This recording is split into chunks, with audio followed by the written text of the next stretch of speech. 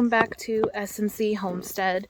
If you're from North Carolina, like I am, you know last night we had a hard frost. Apparently Mother Nature has to go back on her medicine. So yesterday afternoon, my mom and I came up here to the garden and we covered all the boxes that I needed to get covered to protect what little baby seedlings and plants that I have. Thank God I didn't have as much planted that needed to be covered.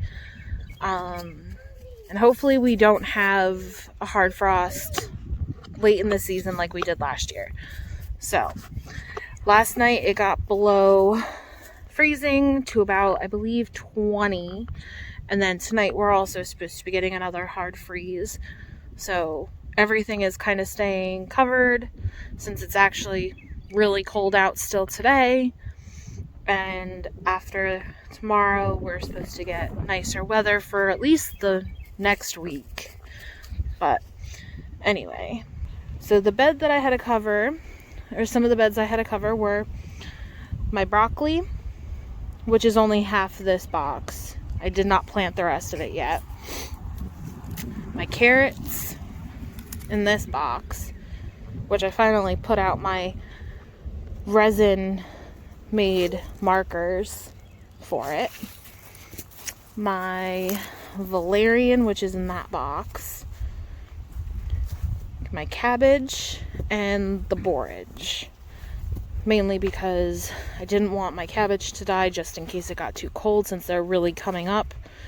And borage because they don't have a cold tolerance. We did attempt to cover my fruit trees. However, the one we did get to cover decided to not cooperate and it almost bent the tree because of how windy it was. So we just kind of hoped for the best, and it looks like we didn't lose a ton of blossoms on anything, but hopefully tonight we won't lose any more. And then everything that I did have out here in pots that couldn't survive, I put in my potting shed, and now there's no room to even walk in there. So in here, I had to put my mom's fig tree back in here, the yarrow, some other smaller planters just to protect everything, set up a heater to come on when it got below 45, so I'm sure that was running all night. Looks like the majority of everything survived. Some peppers look a little laggy, and some of the tomatoes don't look like they survived. But for the most part, we were able to save everything, which I am very, very happy about. Now it's time to go let the chickens out, and as you can see, my little chicken wrangler is running off like crazy to go help me get them. This cold weather really has to go away. We are all so ready for spring, and being ready for more winter weather is not something we are happy about right now. Good morning, girls, and hey.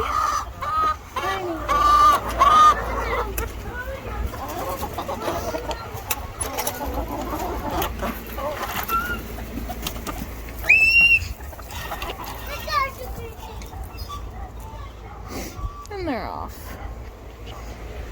They still got food. Made sure I gave them enough. And then this water I kept empty last night so it didn't freeze. They still have plenty of water in their other water. Not that they, for some reason, like to drink out of it. But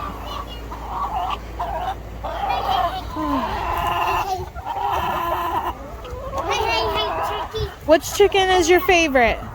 Which chicken do you pick up all the time? Can you get her?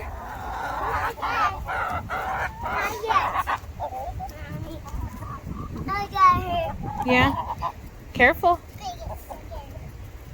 You can carry This is my one light Brahma that is now my son's favorite chicken. Alright, carefully put her down. Let her go. Thank you.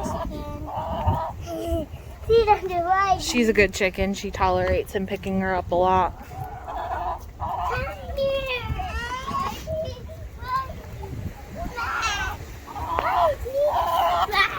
Okay, bud. Hey. Anyway, I will show you some stuff going on inside. These we've had for the last 4 years, and they're gorgeous. I don't remember the name of them, so if anybody can remember or knows, let me know. What's surprising is this one, we've had a year less, and it's bigger than this one, which we've had a lot longer. The other day, I was able to start clearing out some of this brush and getting it put in the compost bin. I still got a lot more to clean out, but those thorns are very painful, even with gloves. Alright, so back inside, I have some of my second set of hot peppers coming up, my jalapeno. Some of them, I gotta water them today because they're a little sorry right now for then. I don't know why, but none of my bell peppers came up except for the one back there and maybe 2. So now I have all of these, which are peppers coming up, hopefully. I don't see any yet, but I knew they were good because I soaked them in water until they sprouted. Also, I have all of my green beans and wax beans, bush and pole beans soaking in water. Those will get planted soon, just not today because I don't really feel like freezing. And then those are all of the potatoes that have sprouted.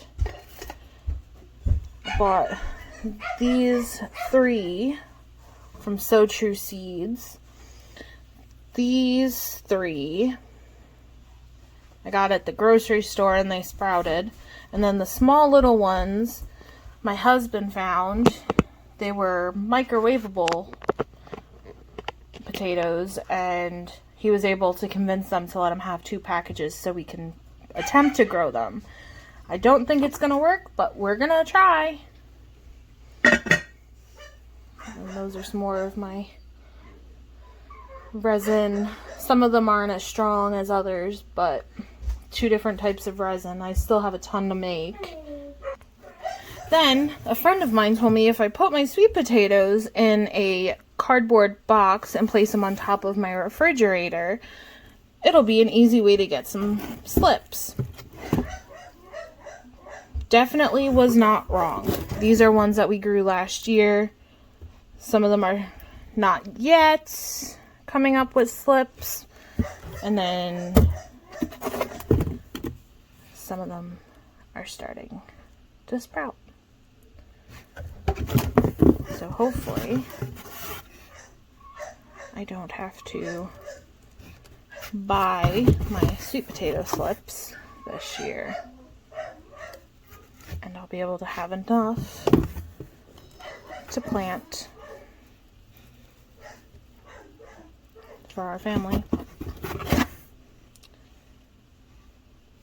And they should get bigger before I have to plant them, so that's a plus too. But those were from ones that we bought last year. Got them from Tractor Supply. And anyway, thank you so much for joining me today. Until next time, hope everybody has a happy Easter. Bye.